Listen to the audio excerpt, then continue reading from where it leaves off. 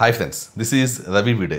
ఈ వీడియోలో ఆటోఇమ్యూన్ జబ్బుల నుంచి బయటపడాలంటే మనకి హెల్ప్ చేసే కొన్ని సప్లిమెంట్స్ గురించి నేను చెప్పబోతున్నాను.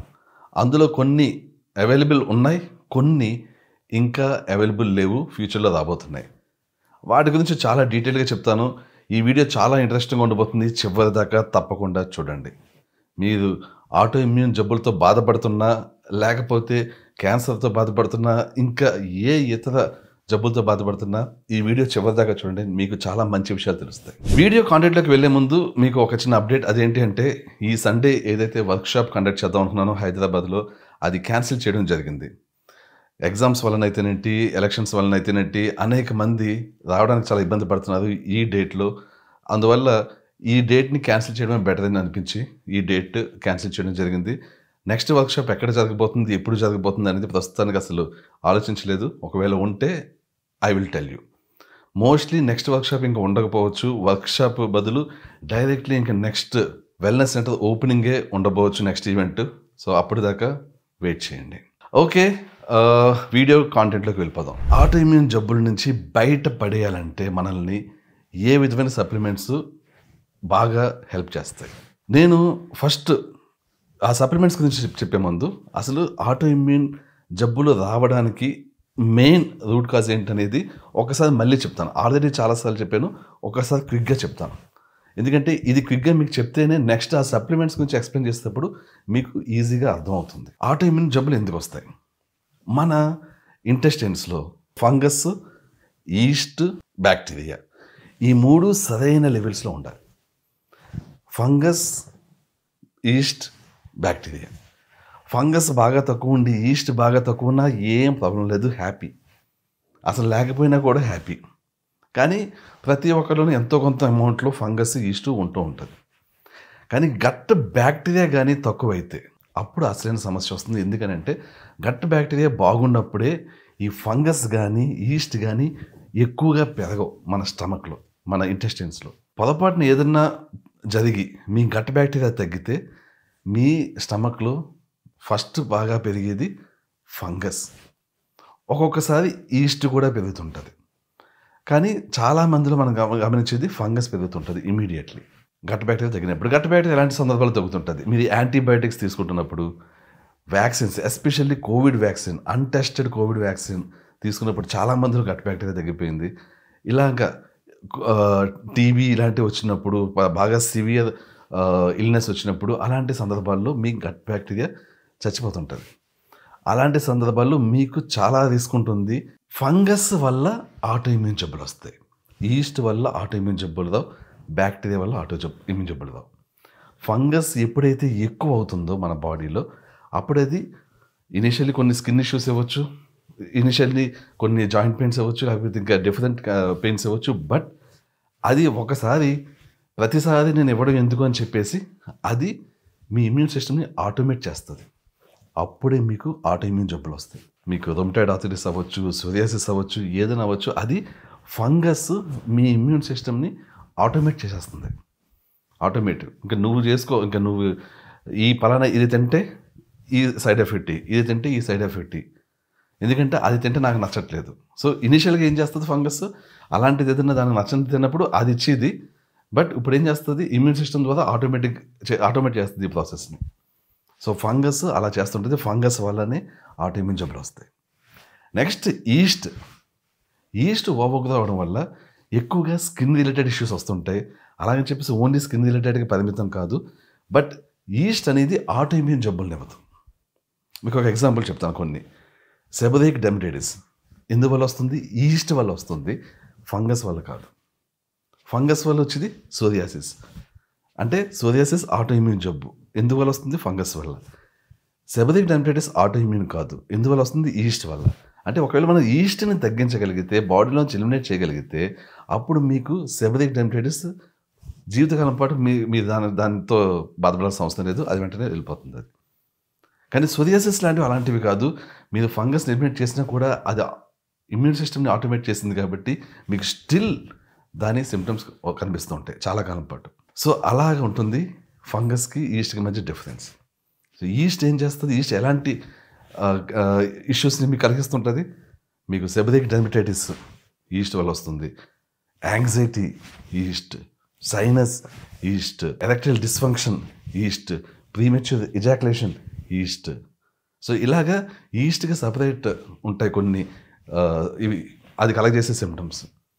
అవి ఆటోఇమ్యూన్ కాదు. అంటే ఫర్ ఎగ్జాంపుల్ ఎరెక్టైల్ డిస్ఫంక్షన్ కానీ యాంగ్జైటీ కానీ ఏవైతే ఈస్ట్ వల్ల వస్తాయో అవి ఆటోఇమ్యూన్ కాదు. అందువల్ల కలకాలం అవి ఉండిపోవాలి. యాక్చువల్లీ మనం జాగ్రత్తగా వాటిని మేనేజ్ చేస్తే వాటిని కంప్లీట్లీ రివర్స్ చేయొచ్చు. సో అలా ఉంటుంది. మూడోది బ్యాక్టీరియా. బ్యాక్టీరియా ఏంటి, మీకు అది బాడీలో ఎక్కువగా ఉంటే ఏమవుతుంది, మీకు డైజెషన్ ఇష్యూస్ వస్తాయి. బ్యాక్టీరియా బేసికల్గా ఏంటంటే మీకు ఏ విధమైన స్కిన్ ఇష్యూస్ కానీ లేకపోతే జాయింట్ పెయిన్స్ అని ఇలాంటివి ఇవ్వదు. బ్యాక్టీరియా చాలా మంచిది. బ్యాక్టీరియా ఏంటంటే ఓవర్గ్రో అయినప్పుడు ఏం చేస్తుంది అంటే అది ఎక్కువ ఫుడ్ని తినేసి గ్యాసెస్ రిలీజ్ చేస్తుంటుంది. కాబట్టి బ్లోటింగ్, కాన్స్టిపేషన్ ఇలాంటివన్నీ వస్తుంటాయి. సో డైజెషన్ ఇష్యూస్ని కలెక్ట్ చేస్తుంది బ్యాక్టీరియా. అంతకు మించి ఏ విధమైన జబ్బుల్ని కలెక్ట్ చేయదు. ఇంకా చెప్పాలంటే బ్యాక్టీరియా అనేది మంచి లెవెల్లో ఉంటే అది ఫంగస్ని కంట్రోల్లో పెడుతూ ఉంటుంది. మంచి బ్యాక్టీరియా సరైన అమౌంట్లో ఉంటే ఫంగస్ని కంట్రోల్లో పెడుతుంటుంది, ఈస్ట్ని కూడా కంట్రోల్లో పెడుతూ ఉంటుంది. ఇప్పుడు మీకు అర్థమై ఉంటుంది ఫంగస్ అంటే ఏంటి, ఈస్ట్ అంటే ఏంటి, బ్యాక్టీరియా అంటే ఏంటి. ఇప్పుడు చూడండి ఏ సప్లిమెంట్స్ మనల్ని ఆటోఇమ్యూన్ జబ్బుల నుంచి రివర్స్ చేయడంలో హెల్ప్ చేస్తాయి. వీటిలో ఇది ఆర్డర్ అనేది ఒక పర్టికులర్ ఆర్డర్ అని కాదు, నేను ఉన్న వాటిని బట్టి చెప్తున్నాను. ఒక supplement caprylic acid. Caprylic acid అనేది ఎంతవరకు మనల్ని ఆటోఇమ్యూన్ జబ్బు నుంచి రివర్స్ చేయొచ్చు, అంటే రివర్స్ చేయడంలో హెల్ప్ చేయొచ్చు. మరీ ఎక్కువ ఎక్స్పెక్ట్ చేయొద్దు. 10 to 20%. 10 to 20% అయినా కూడా క్యాప్రిలిక్ యాసిడ్ వాడడం అనేది చాలా మంచిది. ఎందుకంటే 10 to 20% రిలీఫ్ అనేది చాలా పెద్ద రిలీఫ్ ఆటోఇమ్యూన్ జబ్బుల విషయంలో. అంటే ఫర్ ఎగ్జాంపుల్ మీకు ఏం తెలియదు, అసలు డైట్ల గురించి తెలియదు, ఏమీ తెలియదు. డైలీ మామూలు డైటే తింటున్నారు, రైస్ తింటున్నారు, కారాలు వేసుకుని వంటలు వండుకుని తింటున్నారు. మీకు సడన్గా ఏదో జబ్బు వచ్చింది, రొమటాయిడ్ ఆర్థరైటిస్, సోరియాసిస్ వచ్చింది. మీరు డాక్టర్ దగ్గరికి వెళ్తే ఏమి ఇస్తారు, మీకు ఇమ్యూన్ సప్లిసెంట్స్, స్టెరాయిడ్స్, NSAIDs ఇలాంటివి ఇస్తుంటారు. ఇవి ఇచ్చినప్పుడు ఏంటి, మీరు ఆ టాబ్లెట్స్ వేసుకుంటూ ఉంటే ఈ సిమ్టమ్స్ తగ్గుతాయి, కానీ అవి ఇండైరెక్ట్గా మీ బోన్స్ని తినేయడం, మొత్తం మీ బాడీకి ఎంత డ్యామేజ్ అంత డ్యామేజ్ చేసేయడం అన్నీ చేస్తూనే ఉంటాయి. సో అవి పర్మనెంట్గా వాడాల్సిన మెడిసిన్స్ కాదు అవి. బట్ ఏమీ తెలియని వాళ్ళు అవే వాడుతుంటారు. అలాంటి వాళ్ళకి మనం క్యాప్రిలిక్ యాసిడ్ ఇచ్చామనుకుందాం. ఇచ్చినప్పుడు క్యాప్రిలిక్ యాసిడ్ కొంత లెవెల్లో వాళ్ళ సిమ్టమ్స్ని తగ్గించి వాళ్ళ ఇంగ్లీష్ మెడికేషన్ డోసేజ్ని తగ్గిస్తుంది. అంటే ఇదొక మెడిసిన్లా పనిచేస్తుంది. బట్ వాటికి దీనికి డిఫరెన్స్ ఏంటి, ఇది సైడ్ ఎఫెక్ట్స్ ఇవ్వదు. మీరు క్యాప్రిలిక్ యాసిడ్ రెగ్యులర్గా తీసుకుంటూ ఉంటే ఆటోఇమ్యూన్ జబ్బులుండి మీకు కొద్దిలో చెప్పిన 10 to 20% మీకు సిమ్టమ్స్ తగ్గేలా చేస్తుంటుంది. అలాగని 100% కాదు, బట్ సైడ్ ఎఫెక్ట్స్ ఇవ్వకుండా 10 to 20% మీకు రిలీఫ్ కలిగిస్తుందంటే అది చాలా మంచి సప్లిమెంట్ కింద లెక్క అది. సో క్యాప్రిలిక్ యాసిడ్ అనేది ఒక మంచి ఆటోఇమ్యూన్ సప్లిమెంట్. నెక్స్ట్ ఇంకోటి ఏంటి అంటే క్యాండిడేస్. ఈ క్యాండిడేస్ అనేది నిజానికి ఒక కంపెనీ తయారు చేస్తున్న ఒక సప్లిమెంట్ పేరు. క్యాప్రిలిక్ యాసిడ్ అనేది ఒక ప్రోడక్ట్ పేరు, బట్ ఇది ఒక కంపెనీ తయారు చేస్తున్న వాళ్ళ ఓన్ ప్రోడక్ట్ పేరు. క్యాండిడేస్ అనేది ఎక్కడ ఉండదు. యాక్చువల్లీ క్యాండిడేస్ అనేది మీరు ఐహెల్బ్కి వెళ్తే మీకు తెలుస్తుంది క్యాండిడేస్ అని జరుగుతుంది. ఈ క్యాండిడేస్లో ఏముంటాయి, డైజెస్టివ్ ఎంజైమ్స్ ఉంటాయి. ఇంత క్యాప్రిలిక్ యాసిడ్ మిమ్మల్ని ఎలా సేవ్ చేస్తుంది ఆటోఇమ్యూన్ జబ్బుల నుంచి, క్యాప్రిలిక్ యాసిడ్లో ఏదైతే ఇది ఉందో ఇది కంప్లీట్లీ యాంటీ ఇన్ఫ్లమేటరీ కింద పనిచేసి మీ సిమ్టమ్స్, మీ ఇన్ఫ్లమేషన్ తగ్గిస్తూ ఉంటుంది. క్యాప్రిలిక్ యాసిడ్ ఇన్ఫ్లమేషన్ తగ్గిస్తుంటుంది. ఒరిజినల్ ఇష్యూని ఏమి ఫైట్ చేయదు. ఏదైతే మీకు ఫంగస్ కానీ ఈస్ట్ కానీ కలెక్ట్ చేస్తున్న ఇన్ఫ్లమేషన్ ఉందో ఆ లెవెల్ తగ్గిస్తుంటుంది. And at the same time candida లాంటి ఈస్ట్ ఏదైతే ఉందో దాన్ని కొంచెం కప్పిపుచ్చుతుంటుంది. అంటే అది ఎక్కువ మీకు సిమ్టమ్స్ ఇవ్వకుండా దాన్ని ఆపుతూ ఉంటుంది, చంపదు, జస్ట్ షీల్డ్ చేస్తుంటుంది, కాపాడుతూ ఉంటుంది మిమ్మల్ని క్యాండిడానిచ్చి, ఈస్ట్నిచ్చి. ఇదేం చేస్తుంది, క్యాండిడేస్లో ఉండి డైజెస్టివ్ ఎంజైమ్స్ ఏం చేస్తాయి, ఈ క్యాండిడేస్లో ఉండే డైజెస్టివ్ ఎంజైమ్స్ డైరెక్ట్గా వెళ్ళి ఈస్ట్ ఏదైతే ఉంటుందో ఆ ఈస్ట్ని తినేస్తాయి, డైజెస్ట్ చేస్తాయి. ఈస్ట్ని డైజెస్ట్ చేస్తే ఏమవుతుంది, మీకు యూటీఐ, యూరినరీ ట్రాక్ట్ ఇన్ఫెక్షన్స్ ఎందుకు వస్తాయి, ఈస్ట్ వల్ల వస్తాయి. ఒక్కోసారి మనం మీకు సోరియాసిస్ తగ్గించడం కోసం యాంటీ ఫంగల్స్ ఇస్తే ఈస్ట్ ఓవర్గ్రో అయిపోతుంటుంది. ఎందుకంటే ఫంగస్ ఈస్ట్ హెల్ప్ తీసుకుంటూ ఉంటుంది. ఫంగస్ ఏమీ చేయలేనప్పుడు ఈస్ట్ని నువ్వు ఓవర్గ్రో అయ్యి నా తరపు నువ్వు వెళ్ళి సిమ్టమ్స్ ఇయ్యి అంటుంటుంది యాక్చువల్లీ. అప్పుడు మీకు చర్మ సంబంధిత ఇష్యూస్ వస్తుంటాయి. ఎగ్జిమా, రింగ్ వార్మ్ ఇలాంటివన్నీ. సో, అలాంటివి వస్తుంటే ఈ క్యాండిడేస్ ఏం చేస్తది, ఆ ఈస్ట్‌ని డైజెస్ట్ చేసేస్తది. అంటే తినేస్తది. అయితే అన్ని రకాల ఈస్ట్‌ని తింటదా? తినదు. క్యాండిడా అనే ఒక రకమైన ఈస్ట్‌ని, అలాగే కొన్ని స్పెసిఫిక్ ఈస్ట్స్‌ని అది తింటది. అందువల్ల అన్ని ఆటోఇమ్యూన్ జబ్బులకి ఇది సొల్యూషన్ కాదు. కానీ చాలా వరకు ఆటోఇమ్యూన్ జబ్బుల్లో ఎస్పెషల్లీ అది ఈస్ట్ వల్ల వస్తున్న సింప్టమ్స్ అంటే ఆటోఇమ్యూన్ జబ్బులు రివర్స్ చేసి క్రమంలో ఉన్నప్పుడు గానీ, లేకపోతే ఫంగస్ ఒక రకమైన ఇరిటేషన్ ఉన్నప్పుడు గానీ, అది ఈస్ట్‌ని ఎప్పుడైతే యూనో ఇనిషియేట్ చేస్తుందో ఓవర్ గ్రోత్‌కి, అలాంటప్పుడు ఇది చాలా బాగా పనిచేస్తుంటది. కానీ క్యాండిడేస్ అనేది ఒక ప్రొప్రైటరీ ఇది మిక్స్ అది. అంటే వాళ్ళు ఏవైతే డైజెస్టివ్ ఎంజైమ్స్ వాడుతున్నారో, అందులో ఎగ్జాక్ట్‌లీ ఏది వాడుతున్నారనేది చాలా మందికి తెలీదు.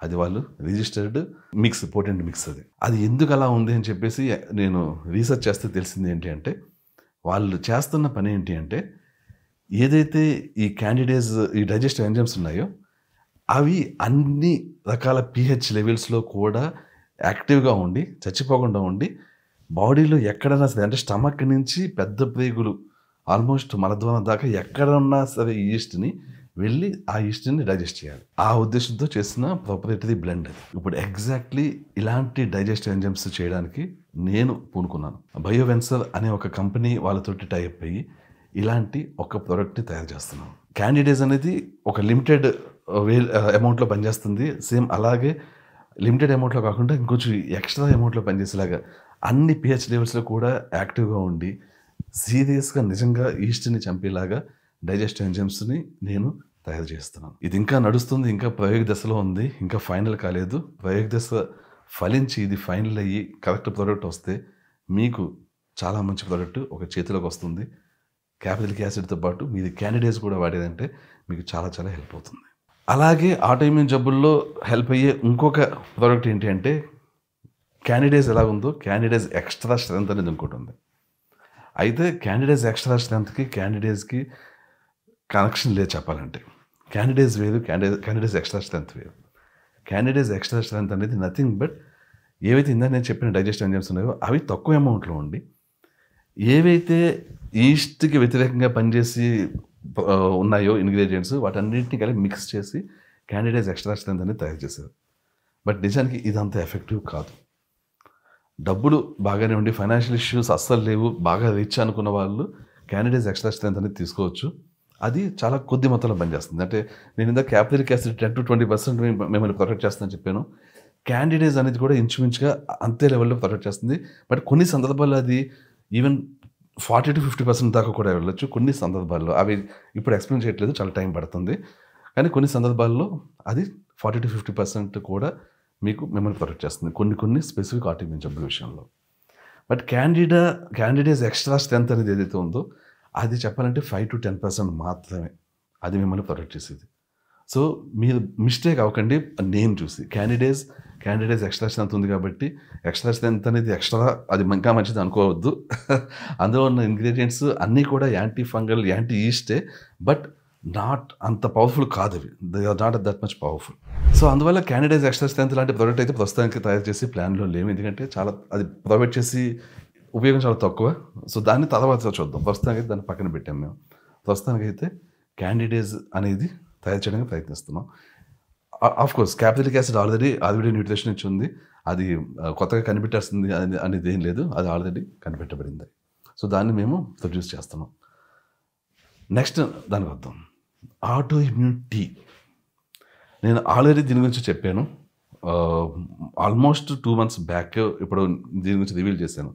ఆటో ఇమ్యూన్ టీ మీద మేము పనిచేస్తున్నామని. ఇది ఇంకా నేను రిలీజ్ చేయలేదు. ఎందుకంటే ఈ టీ రిలీజ్ చేస్తే చాలా పవర్ఫుల్గా పనిచేయాలి ఇది. అట్లీస్ట్ ఏదైతే క్యాప్రిలిక్ యాసిడ్ ఉందో దాన్ని మించాలి దీని ఇది సపోర్ట్ చేసే అమౌంట్ అని చూస్తున్నాను యాక్చువల్లీ.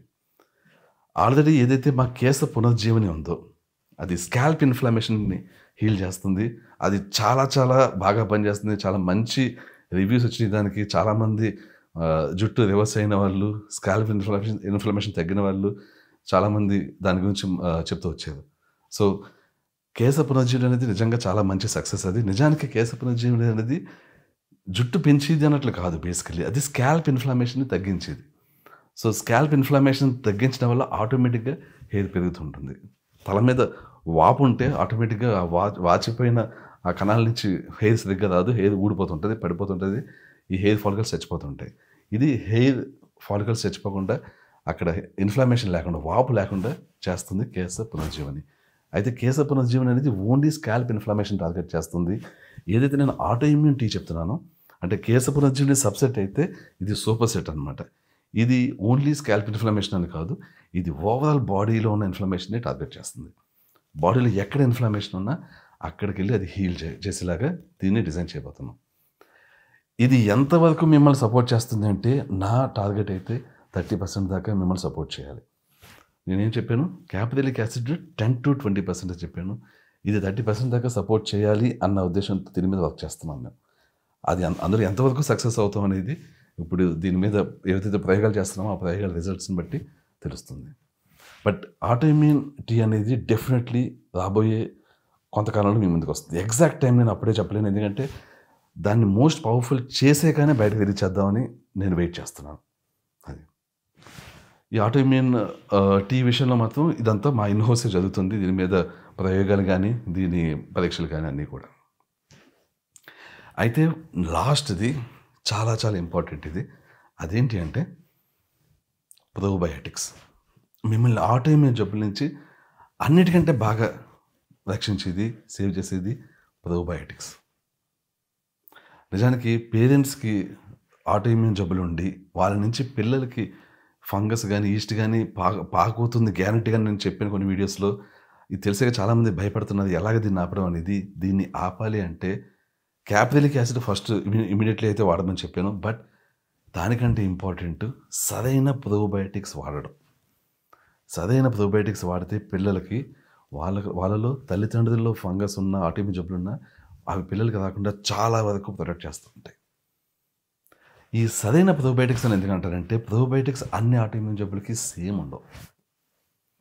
ఫర్ ఎగ్జాంపుల్ ఆటిజం అనేది ఒక ఆటోఇమ్యూన్ జబ్బు, దాన్ని చాలామంది ఆటోఇమ్యూన్ జబ్బు కింద కన్సిడర్ చేయదు. బట్ ఆటిజం అనేది ఒక ఆటోఇమ్యూన్ కండిషన్.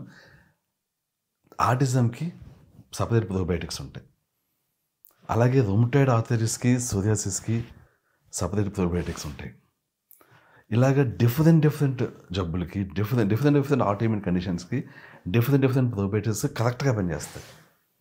అఫ్కోర్స్ వీటిలో కామన్గా ఉండి కూడా ఉంటాయి. బట్ స్పెసిఫిక్ ఆటోఇమ్యూన్ జబ్బులకి స్పెసిఫిక్ ప్రోబయాటిక్స్ ఉంటాయి. అవి కరెక్ట్గా ఆ ఫంగస్ని, ఏదైతే ఫంగస్ వాళ్ళకి ఆ ఆటోఇమ్యూన్ జబ్బులు వచ్చేలా చేస్తుందో ఆ ఫంగస్ని అవి టార్గెట్ చేస్తుంటాయి. ఈ ప్రోబయాటిక్స్ టార్గెట్ చేసి ఆ ఫంగస్ని నిర్వీర్యం చేయడం ద్వారా మీకు ఆటోఇమ్యూన్ జబ్బు నుంచి బయటపడడానికి లాంగ్ టర్మ్లో, ఇమీడియట్లీ కాదు, లాంగ్ టర్మ్లో బయటపడడానికి చాలా హెల్ప్ చేస్తుంది. ఎందుకు లాంగ్ టర్మ్? ఎందుకంటే మీరు ఫంగస్ చచ్చిపోయినంత మాత్రాన వెంటనే ఆటోఇమ్యూన్ జబ్బు నుంచి బయటపడిపోదు. ఎందుకంటే అది ఇచ్చిన ఇన్స్ట్రక్షన్స్, ఏదైతే ఇమ్యూన్ సిస్టమ్ ఆటోమేట్ చేసి దానికి ఇన్స్ట్రక్షన్స్ ఇచ్చిందో అవి వెంటనే పోవు. దానికి టైం పడుతుంది. ఫస్ట్ ఫంగస్ చావాలి, ఈస్ట్ చావాలి, అసలు ఇన్స్ట్రక్షన్స్ అనేవి ఎక్కడి నుంచి కూడా రాకూడదు. అప్పుడు ఈ ఇమ్యూన్ సిస్టమ్ మెల్లిగా హీల్ అయ్యి ఆ ఇన్స్ట్రక్షన్స్ని వదిలేస్తూ ఉంటుంది. అప్పుడు మీకు ఈ ఆటోఇమ్యూన్ జబ్బు రివర్స్ అవుతుంది. ఇక్కడ నేను మాట్లాడే రివర్స్ అవ్వడం అనేది నిజమైన రివర్స్ అవ్వడం. అంటే సిమ్టమ్స్ని మేనేజ్ చేయడం కాదు, సిమ్టమ్స్ని కప్పిపుచ్చడం కాదు, ఒక ఇండివిజువలైజ్డ్ డైట్ తోటి అసలు సిమ్టమ్స్ లేకుండా చూసుకోవడం కాదు. ఏది తిన్నా కూడా మీకు ఆటోఇమ్యూన్ జబ్బు అనేది లక్షణాలు కనిపించకుండా ఉండడం అనేది, అది నిజమైన రివర్స్ అవ్వడం. ఆ నిజమైన రివర్స్ అవ్వడం అనేది సాధ్యమయ్యేది ప్రోబయాటిక్స్ వల్ల. కానీ దీని వెనకాల చాలా రీసెర్చ్ జరగాలి. అండ్ ఒక ప్రోబయాటిక్ తోటి మొత్తం అన్ని ఆటోఇమ్యూన్ జబ్బులు రివర్స్ అయిపోవు. ఈచ్ ఆటోఇమ్యూన్ జబ్బుకి డిఫరెంట్ ప్రోబయాటిక్స్ ఉంటాయి. సో ఇది చాలా చాలా రీసెర్చ్ జరగాల్సిన ఏరియా. అన్ఫార్చునేట్లీ దీని మీద రీసెర్చ్ అసలు జరగట్లేదు. నేను అట్ ద మూమెంట్ చేస్తాను దీని మీద. నేను బయోవెన్సా కంపెనీతో కలిసి టైప్ చేస్తున్నది అది క్యాండిడేట్స్ మీద డైజెస్టివ్ ఎంజైమ్స్ క్రియేట్ చేయడంలో. వాళ్ళు దాంట్లో బిజీగా ఉన్నారు. సో వాళ్ళతో నేను ఇది చేయట్లేదు. నేను దీన్ని వేరే ల్యాబ్తో కలిసి చేసి ప్లాన్లో ఉన్నాను. థియరిటికల్లీ నాకు అంతా తెలుసు, ప్రాక్టికల్లీ ఇది ఎలా చేయాలనేది ఆ ల్యాబ్ వాళ్ళతో కలిసి మాట్లాడి నేను ప్రాక్టికల్లీ ఇది క్రియేట్ చేయబోతున్నాను. ఆ తర్వాత దాన్ని టెస్ట్ చేయడం ఇవన్నీ ఉంటాయి. It's a time taking process. But ఇది లాంగ్ రన్లో చాలా చాలా బాగా హెల్ప్ చేయబోతుంది. నాకు చాలా నమ్మకం ఉన్నది ఈ ప్రోబయాటిక్స్. ఇది ఎంతవరకు హెల్ప్ చేయొచ్చు? నేను క్యాపిలిక్ యాసిడ్ 20% దాకా చేయొచ్చు అని చెప్పాను. బట్ ప్రోబయోటిక్స్ అనేది ఆల్మోస్ట్ 70% దాకా చేయొచ్చు. అంటే మీరు సిమ్టమ్స్‌తో బాధపడుతుంటే స్టెరాయిడ్స్ తీసుకోవడం మానేసి సరైన ప్రోబయోటిక్స్ తీసుకుంటే మీకు ఆల్మోస్ట్ 70% క్యూర్ అక్కడే అయిపోయే ఛాన్స్ ఉంది. థియరిటికల్లీ ఇది సాధ్యం. ప్రాక్టికల్లీ దాన్ని తయారు చేసి చూపించాలి. ఇది నేను ఫ్యూచర్‌లో చేయబోతున్నాను. అయితే మీకు చెప్పాల్సిన విషయం ఏంటంటే ఇది ఏది కూడా మీకు ఈ మాత్రం డబ్బులు ఖర్చు పెట్టకుండా సింపుల్గా అలా అయిపోవు. ఏది ట్రై చేయాలో చివరికి ఆటో ఇమ్యూనిటీ దాన్ని డెవలప్ చేయడానికి కూడా అనేక ఇంగ్రీడియంట్స్ని తీసుకుని వాటిని డిఫరెంట్ మిక్స్చర్లో కలిపి ఎక్స్పెరిమెంట్ చేసి ఎలా చేంజ్ అవుతుంది ఇన్ఫ్లమేషన్ మార్కర్స్ ఎలా చేంజ్ చేస్తుంది, మనుషులు ఎలా రికవర్ అవుతున్నది, ఇలాంటివి చెక్ చేయాల్సి వస్తుంటుంది. చాలా డబ్బులు వేస్ట్ అవుతాయి. బ్లడ్ టెస్ట్లకి అయితేనేంటి, ఈ ఇంగ్రీడియంట్స్ కంటేనేంటి చాలా. అదే థర్డ్ పార్టీకి వెళ్తే ఇప్పుడు ఇది మా ఇన్హౌస్లో జరుగుతుంది. థర్డ్ పార్టీ క్యాండిడేట్స్ డైజెస్ట్ ఎంజైమ్స్కి అయితే వాళ్ళు ఎంత చేస్తున్నారో ఎంత ఫెయిల్ అవుతుందో మనకు తెలియదు. ఫెయిల్ అయిన దానికి అంతా డబ్బులు వేస్ట్ అవుతూనే ఉంటాయి. అలాగే ప్రోబయోటిక్స్ ఇది కూడా ఒక్కొక్క ఆటోఇమ్యూన్ జబ్బుకి ప్రోబయోటిక్స్ కనిపెట్టడం, అది పనిచేస్తుంది లేదో టెస్ట్ చేయడం, it's highly expensive. Still I'm trying my level best. ఇది ఎందుకు చెప్తున్నానంటే కొంతమంది చాలా దుష్ప్రచారం చేయడం చేస్తున్నారు అన్న విషయం నాకు తెలిసింది ఈ మధ్య. Money minded coconut oil product చేస్తున్నాడు, money minded. Coconut oil release చేస్తున్నాం, ఎస్. Money minded no. చెప్తాను చూడండి. ఇప్పుడు నేను మనీ వద్దు అని ఇప్పుడు ఏ వీడియోలోనూ చెప్పలేదు, సమాజ సేవను కూడా ఏ వీడియోలో చెప్పలేదు. బట్ విన్ సిచ్యుయేషన్ ఉండాలి అని చెప్తుంటాను నేను ఎప్పుడు కూడా. విన్ సిచ్యుయేషన్ అంటే ఏంటంటే మీకు హీల్ అవ్వాలి, మీకు లాభం చేకూరాలి, దానివల్ల నాకు లాభం చేకూరాలి. ఇది విన్ సిచ్యుయేషన్ అంటే నేను నమ్మేది దాన్ని. సో అందుకని ఇప్పుడు నేను దీనంతటికి ఎందుకు ఇంత ఖర్చు పెడుతున్నాను, దీనివల్ల నిజంగా ఈ ఆటోఇమ్యూన్ జబ్బులకి సొల్యూషన్ దొరికితే దానివల్ల మీకు లాభం అవుతుంది, నాకు లాభం అవుతుంది. అది నా ఉద్దేశం. సమాజ సేవ ఒక్కటే ఉద్దేశం అని కాదు. సమాజ సేవ అనేది ఒక ఎడిషనల్ అడ్వాంటేజ్ అనుకోవచ్చు, additional good feeling that you get while doing this. But at the same time దానికోసం చెప్పేసి మొత్తం అన్నీ ఉన్నదంతా ఖర్చు పెట్టేసి తర్వాత జేబులో డబ్బులు లేకుండా తిరిగితే అది కరెక్ట్ కాదు, అది తెలివైన పని కాదు. సో ఇలాంటివి చేస్తున్న వాళ్ళని మీరు అట్లీస్ట్ ప్రోత్సహించండి, నిరుత్సాహపరచకండి. ఒకవేళ ప్రోత్సహించడం చేయలేకపోతే నిరుత్సాహపరచకండి అట్లీస్ట్. అది కరెక్ట్ కాదు. అది చూడండి, ఇప్పుడు మనుషులు ఎదగడానికి ట్రై చేస్తుంటారు. నేను ఎదగడానికి ట్రై చేస్తూనే నాతో పాటు అవతల వాళ్ళు కూడా బాగుపడాలి అని ట్రై చేస్తున్నాను. సో నా ఆశయాన్ని కొంచెం అర్థం చేసుకోండి. దట్స్ ఇట్ అండి. మీకు ఇది ఎవరి గురించి మాట్లాడానో, ఎందుకు మాట్లాడానో మీలో చాలామందికి తెలిసే ఉంటుంది. ఎందుకంటే ఎక్కడెక్కడ ఎవరెవరు ఎలా మాట్లాడుతున్నారో నాకు డీటెయిల్డ్గా తెలియదు, కానీ నాకు ఎవరైతే వచ్చి ఇక్కడ నాకు ఫీడ్బ్యాక్ ఇస్తున్నారో వాళ్ళని బట్టి నాకు అసలు అర్థమవుతుంది అంతా కూడా. సో కొంచెం నెగిటివ్ కామెంట్ పెట్టేటప్పుడు, ఒక మనిషిని నెగిటివ్ చేయడానికి ట్రై చేసేటప్పుడు మేము చేస్తున్న పని కరెక్టా కాదా, ఇది న్యాయమేనా, ఇది కరెక్టేనా, ఇలాంటిది ఒక్కసారి మీ మనస్సాక్షిని ప్రశ్నించుకుని అప్పుడు కామెంట్ చేయండి. ఏదైనా మరి ఎక్కువ అయిపోయినట్టుంది క్లాస్ ఈరోజు. బట్ ఎనీవే సైన్స్ నుంచి స్టార్ట్ అయ్యి ఎక్కడికి వెళ్ళాను. But I wanted to tell this actually. ఎందుకంటే కొన్ని అప్పుడప్పుడు ఇలాంటివి చెప్తూ ఉండాలి. దాన్ని బట్టి అన్నా కొంత క్లియర్గా అర్థం అవుతుంది ఎందుకు ఎవరు ఏం చేస్తున్నది అనేది. Okay, thank you so much. I will catch you soon. Bye.